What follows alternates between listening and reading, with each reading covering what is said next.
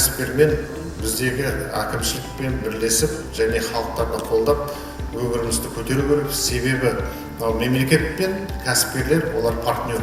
Біз оларға жағдай жасаймыз, кредитін береміз, инфрақұрылым береміз, және де керек десеңіздер соны өндіріс алаңдарын бәрін жасап береміз. Кәсіпкерлер соған жаңа идея беріп, осындай кәсіп жасайын деп, енді кезекте бізде соларды тауарларды шығарып, соны экспортқа шығару керек. Сонда ғана біз өзіміз кішкене тәуелсіз, былайша айтқанда облыс бола аламыз.